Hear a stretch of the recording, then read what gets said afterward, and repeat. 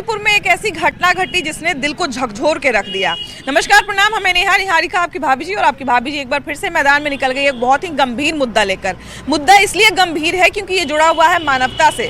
आजकल मानवता को शर्मसार कर देने वाली ऐसी ऐसी तस्वीरें देखने को मिल रही है जिससे हम लोग खुद आश्चर्यचकित हो जाते हैं कि क्या सच में लोगों में इंसानियत बिल्कुल ही मर गई है। कहीं पर आपको डस्टबिन में कोई बच्चा देखने को मिल जाता है, कहीं पर किसी का एक्सीडेंट होता है तो उसको कोई उठाने वाला नहीं मिलता है। जो लोग उसको देखते भी हैं, कई बार जो है अर्धमरे आदमी चाहे घायल आदमी जो भी रहता है उसका चैन अंगूठी तक खींच के लेके चले जाते हैं, लेकिन घायल आदमी को अस्पताल पहुंचाना कोई ज़रूरी नहीं समझता। और इस तरह की घटनाएं जो है अब आम हो गई है। बहुत सारी ऐसी घटनाएं देखने को हमको मिलती है जिससे एकदम समझ में नहीं आता है कि क्या सच में लोगों में इंसानियत अभी बचा है या नहीं बचा है।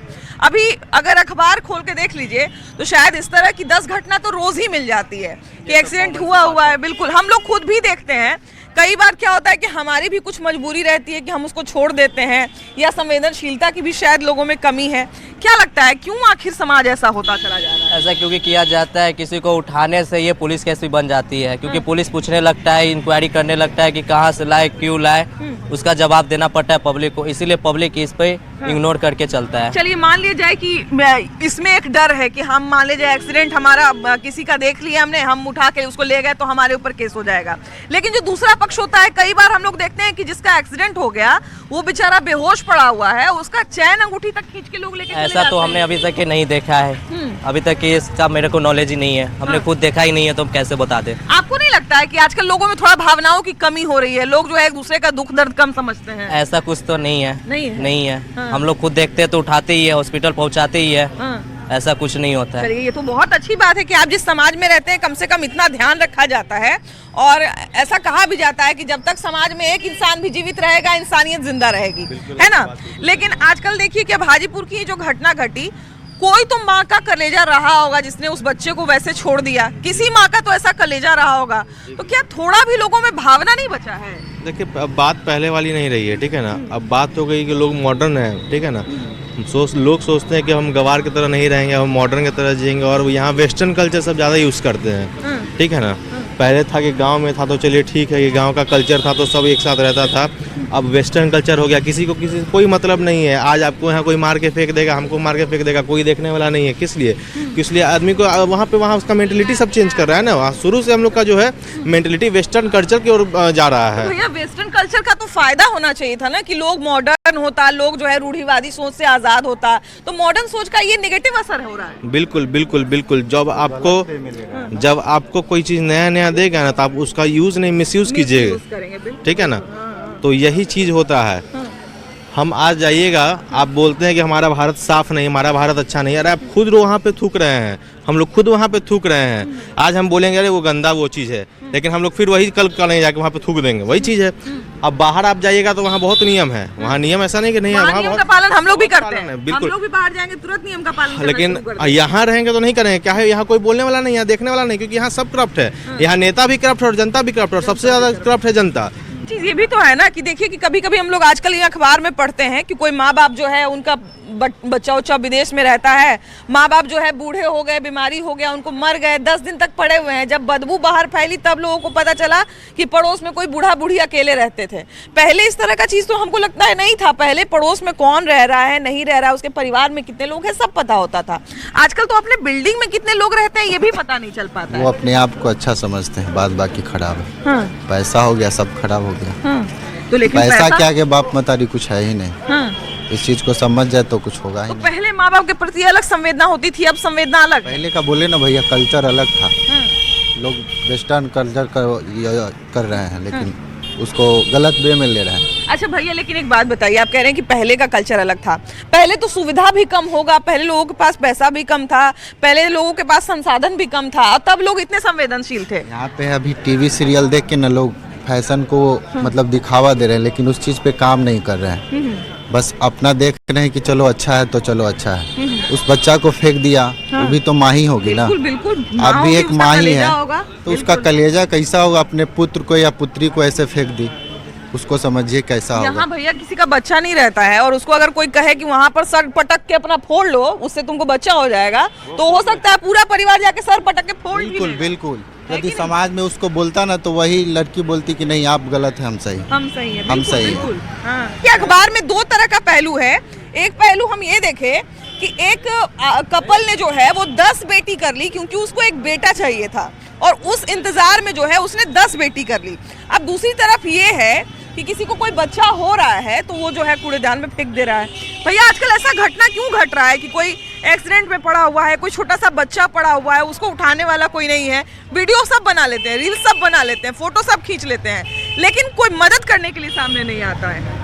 आता ही है, जिसको जो समझ में आता है, अपने अपनी समझ की बात है। इसमें तो मदद तो हर किसी को करनी चाहिए वैसे। क्योंकि आजकल ये सब घटनाएं आम हो गई है। कोई एक अगर घटना होती तो हम लोग कहते कि चलिए अपवाद है, लेकिन इस तरह की चीजें आजकल खूब हो रही हैं। हाँ, वो तो हो ही रहा है, पर लोगों की अपनी जिम्मेदारियाँ खुद समझनी चाहिए कि हम जिस देश में रह रहे हैं वहाँ पे हम एक दूसरे की मदद करें, तो उसी से हम लोगों का काम बनेगा, एक दूसरे के लिए बढ़िया रहेगा। जहाँ तक वो मदद करने से ही मदद होती है, एक दूसरे का सपोर्ट करेंगे तो अच्छा रहता है। जब बिहार में बेटियों के साथ इस तरह की घटना सामने आती है तो दो सवाल मन में उठता है। एक तो ये कि क्या अपराधियों में कोई खौफ नहीं है, और दूसरा ये कि ये बलात्कार वाली मानसिकता आती कहाँ से है, इसका इलाज क्या है? देखिए, कानून का भय जब तक नहीं होगा तब तक इस पर रोक लगाना बड़ा मुश्किल है।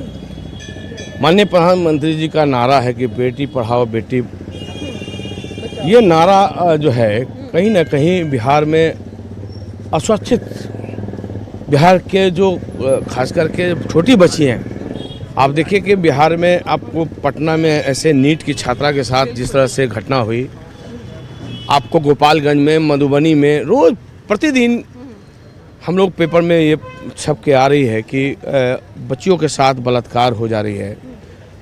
तो सरकार का जो भय हो, कानून तो बनाया है, पास्को एक्ट है और तमाम एक्ट है, मगर समाज में किस तरह से भय का वातावरण बने, पर इसको संशोधित भी किया जाता है ताकि लोगों में डर बने, लेकिन बावजूद डर नहीं है। देखिए, हमारा मांग है, इसमें हमारा डिमांड है आम जनता के नाते कि इस पर फांसी की सजा हो, 1 महीना में ट्रायल हो और फांसी हो। जब तक समाज में ये मैसेज नहीं जाएगा तब तक ये कुरीतियाँ ख़त्म नहीं होगी।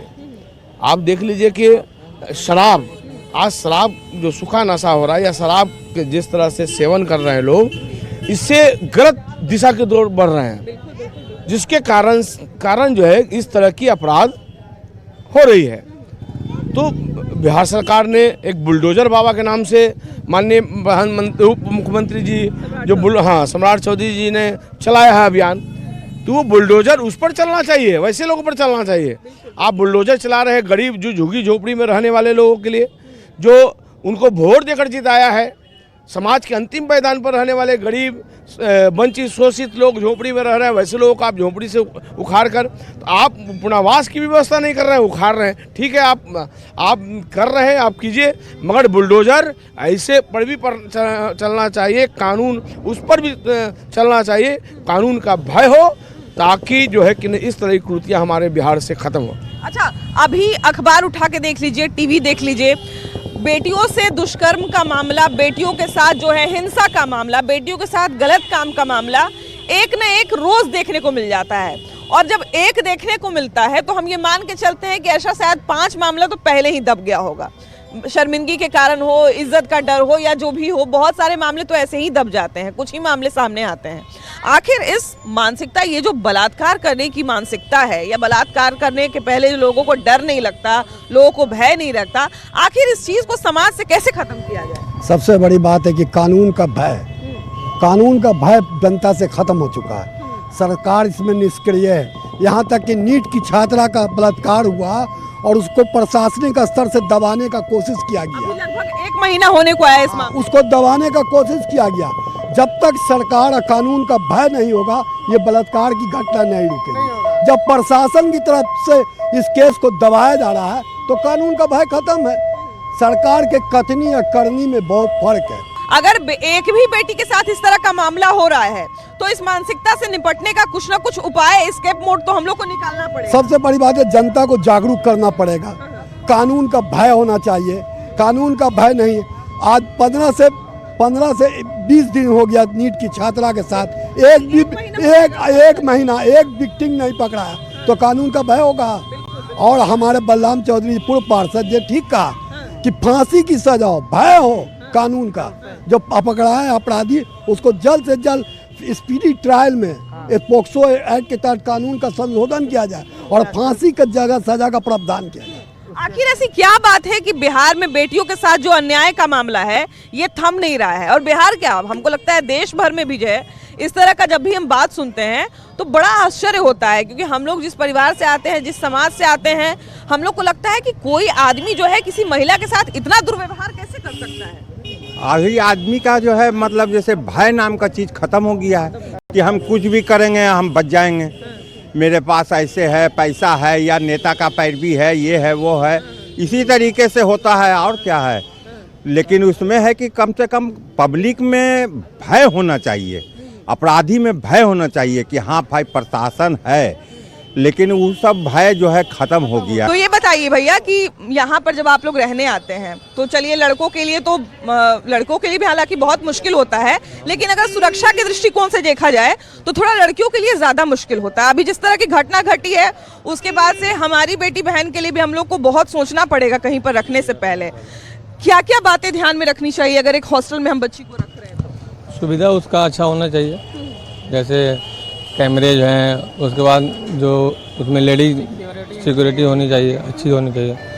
वो सब देखते हुए अगर रखना, अभी जो माहौल है उसको देखते हुए रखने से पहले 10 बार सोचना पड़ेगा, हाँ रखे या यहाँ रखे या अपने शहर लोकल शहर में ही रह के पढ़ाई कर रहे हैं। क्योंकि हमारे ही शहर में अब अच्छा पढ़ाई हो रही है, मोतिहारी में भी अच्छा पढ़ाई मिल जाती है, वहाँ सिक्योरिटी है, लोकल में है, शाम तक पढ़िए घर आ जाइए, दिन में जाइए शाम तक पढ़िए घर आ जाइए, तो ये सब चीज़ है।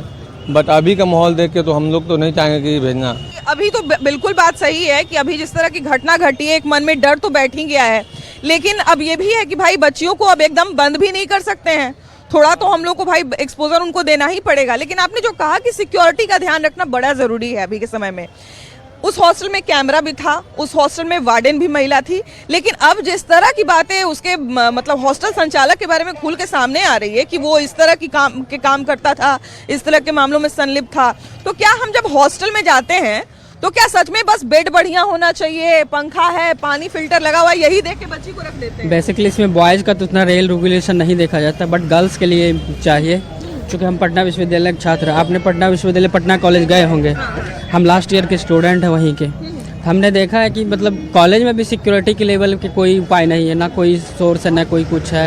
यूनिवर्सिटी का हाल ऐसा ही है, हम Patna university last year student हैं पटना कॉलेज के, हमने देखा है। और जहाँ तक रहा गर्ल्स हॉस्टल के लिए, तो हॉस्टल के लिए सिक्योरिटी चाहिए, सिक्योरिटी के लिए सरकार कोई गाइडलाइंस जारी करे। आज तक अभी तक सरकार ने इतने सालों में ना कोई गाइडलाइंस दिया है कि क्या क्या जरूरी है एक हॉस्टल के लिए। यही तो सबसे बड़े अफसोस की बात है कि बिहार के राजधानी पटना में हॉस्टल के लिए कोई गाइडलाइन ही नहीं है। तो वही ना अफसोस का, आप सरकार इतने 20 सालों से सरकार, आप किसी सरकार को इतनी मेजॉरिटी के साथ आप ला रहे हैं, फिर भी सरकार उस चीज़ में इम्प्रूव नहीं कर रहा है। तो देखिए ना कि मतलब ये कितने अफसोस की बात है कि इस बार नीतीश कुमार की सरकार बनी है और कहा जा रहा है कि महिलाओं के दम पे बनी है, और उसके बावजूद अगर महिलाओं के लिए व्यवस्था नहीं है, जो महिलाएं आगे बढ़ना चाहती हैं, जो पढ़ना चाहती हैं, अगर उनके लिए हम प्रॉपर व्यवस्था नहीं दे पा रहे हैं तो इससे दुखद क्या ही हो सकता है। यही ना सरकार की यही है कि जो उचित जांच चल रही है, उस जांच चल रही है उसका एक अच्छा से प्रोसीजर, जो फेयर एंड फेयर जांच होनी चाहिए, ताकि जो दोषी है उसको सख्त से सख्त कार्रवाई मिल सके। और आगे आने वाली घटनाओं के लिए एक सख्त कदम उठाना पड़ेगा, ताकि कोई गाइडलाइंस हो कि आने वाले टाइम में नहीं हो। केवल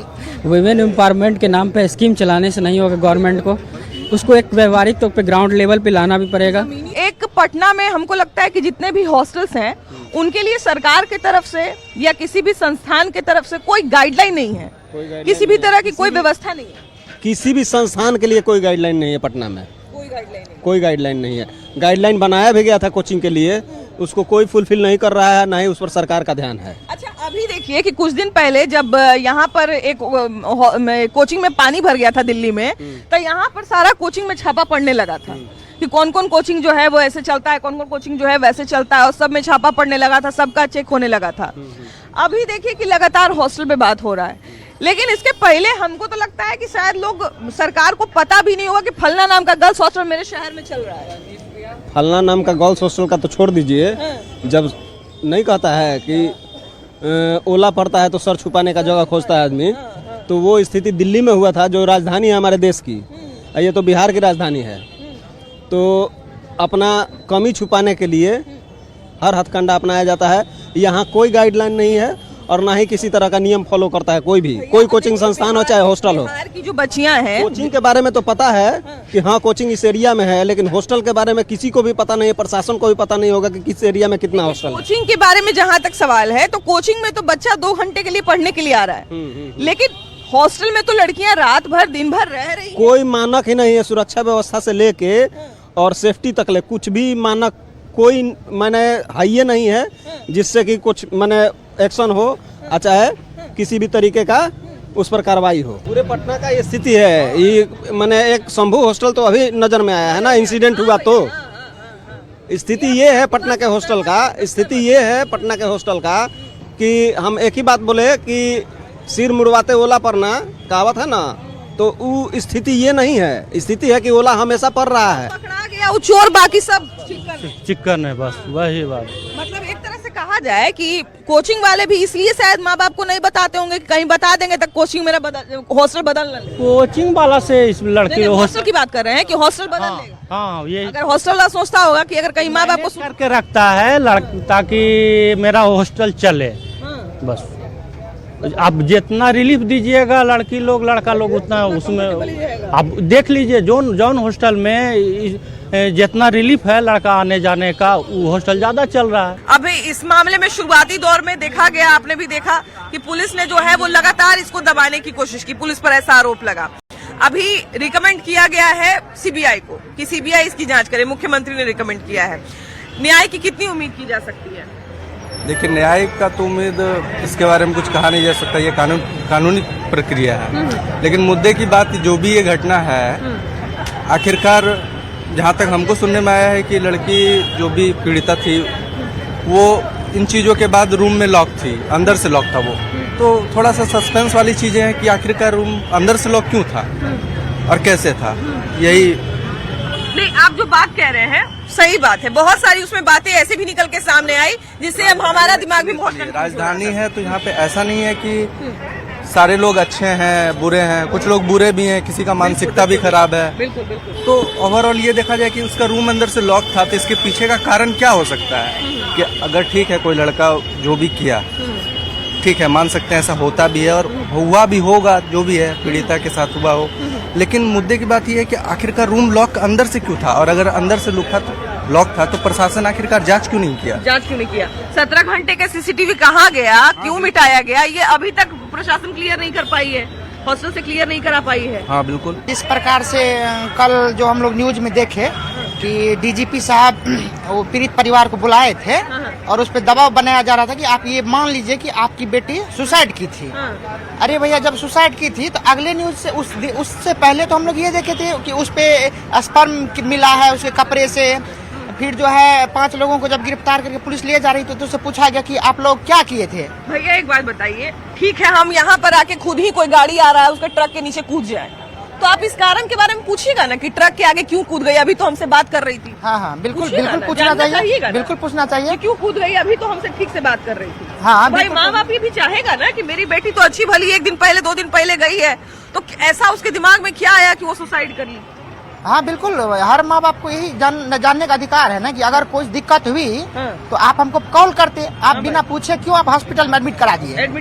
पहले जानकारी देते, उसके गार्जियन आते, फिर उसको जानकारी मिलती कि इसकी हालत कैसी है। एडमिट करा दिए, बात नहीं करने दिए, आप जो है ठीक से मिलने नहीं दिए, क्यों ऐसा किए। हाँ उसमें बहुत बड़ा राज्य है। अगर पुलिस, बिहार पुलिस उसका समाधान नहीं कर पा रही है तो हम लोग का यही मांग है कि उसको सीबीआई को दे दीजिए। देर से होगा लेकिन दुरुस्त होगा। बिल्कुल देर से होगा, दुरुस्त होगा, इतनी तो उम्मीद कर सकते हैं। और एक चीज ये भी सवाल बार बार उठता है कि जब इतना मामला गंभीर था, जब वो उसको इतनी गंभीर चीजें थी, उसके साथ इतनी गंभीर चीजें थी, तो उसको तुरंत पीएमसीएच जैसे किसी बड़े अस्पताल में क्यों नहीं भेजा गया, उसको जो है किसी प्राइवेट अस्पताल में क्यों भेजा गया। न्याय देखिए, तो मामला तो नीट के स्टूडेंट का है। ये तो सरासर लड़कियां तो हर जगह सुरक्षित तो नहीं है, सिंपल जी बात है। न्याय में पुलिस वगैरह की कुछ लापरवाही है, क्योंकि पहले वो लोग जांच पड़ताल करके कि रेप वगैरह है नहीं, सुसाइड वगैरह चीज़ है, लेकिन न्याय में बहुत देरी हो पा रही है। क्योंकि जो बच्चों के साथ जो हो रहा है, बहुत सारे चीज़ को लेकर कि मतलब कि लड़कियां सुरक्षित नहीं, हर चीज़ में लेकर ये है वगैरह तो कुछ होते हैं, तो उसके लिए सरकार की तो कुछ कार्रवाई कीजिए, मतलब कि सरासर और मैं कि एक्सपेरेंट हूँ, स्टूडेंट वगैरह हूँ, तो दोनों पक्ष से बोलना जरूरी है कि सरकार भी अपना काम तो कर ही रही है, लेकिन थोड़ा जल्दी लाए और जो भी घर परिवार वालों को न्याय मिल पाए, क्योंकि लड़की के साथ अन्याय आज से नहीं हमेशा से हो रही है। अच्छा भैया, अभी इसमें सीबीआई की एंट्री होने की बात कही जा रही है। मुख्यमंत्री ने रिकमेंड किया है कि इसमें सीबीआई जो है वो इसकी जांच करे। अब इस मामले को क्या लगता है, अब न्याय की उम्मीद की जा सकती है?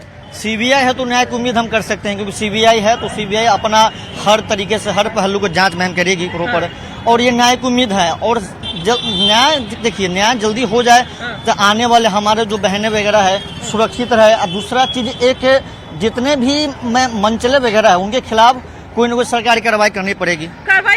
प्लस एक जरूरी चीज ये भी है कि पटना में जितने लगातार हॉस्टल चल रहे हैं धड़ल्ले से, हॉस्टल हो गया, उसके बाद गेस्ट हाउस हो गया, इसमें हमारी बच्चियां हैं या बच्चे भी हैं। ऐसा जरूरी थोड़ी है कि बच्चों के साथ कुछ बुरा नहीं हो सकता है, नहीं हो सकता है। तो हमको लगता है कि इस पर भी निगरानी रखना बहुत जरूरी है। हाँ मैम, जी मैम, बिल्कुल जरूरी है, क्योंकि आप जितना भी हॉस्टल बॉयज हो, गर्ल्स हॉस्टल हो, सरकार एक टीम करे गठित और उसको देखे कि यहाँ पे क्या चीज हो रहा नहीं हो पा रहा है, एक जांच पड़ताल करना जरूरी है, ताकि आगे से ऐसी कोई घटनाएं न हो सके। इसे सरकार कोई टीम वगैरह गठित करे, जितना भी हॉस्टल वगैरह हो कार्रवाई करे, जांच पड़ताल करना जरूरी है। क्या लगता है सीबीआई निष्पक्ष जांच कर पाएगी और न्याय मिलेगा? ना, तो संस्था जो है सीबीआई है, तो सेंट्रल का है तो वो जांच करना ही चाहिए। और निष्पक्ष जहाँ तक की जांच हो तो ये माना जाता है कि सीबीआई और जितनी भी ईडी है, ये सब डिपार्टमेंट है, वो निष्पक्ष ही जांच करती है, अगर वो किसी के दबाव में ना आए तो।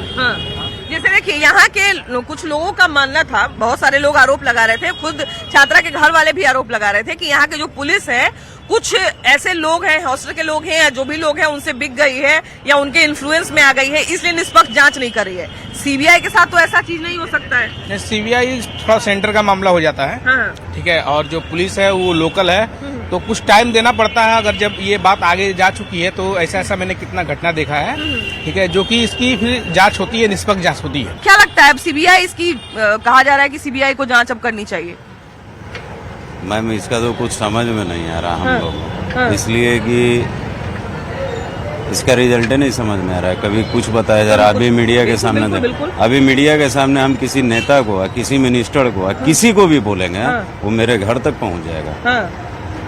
अगर हम कुछ भी टिप्पणी कर दें तो वो मेरे घर तक पहुंच जाएगा। नहीं, लेकिन आप जो बात बोले ना वो सही बोले। हम क्या बोल रहे हैं कुछ समझ में नहीं आ रहा है। अभी टिप्पणी कर दें तो मेरे घर तक प्रशासन पहुंच जाएगा, ठीक है। लेकिन इतना बड़ा कांड हो गया, अभी तक कुछ नहीं हो रहा। बताइए, 17 घंटे का सीसीटीवी फुटेज कहाँ गया? अभी आपके मीडिया के सामने ही अगर किसी भी नेता के बारे में, किसी भी सरकारी अफसर के बारे में अगर टिप्पणी कर दिया जाए, मीडिया से लेकर प्रशासन मेरे घर तक पहुंच जाएगा। हाँ, सही बात है, बिल्कुल सही बात है। लेकिन आज ही 1.5 महीना 2 महीना हो रहा है मैम, इसीलिए हम लोग भी जान रहे हैं, बस सुनना है, समझना है।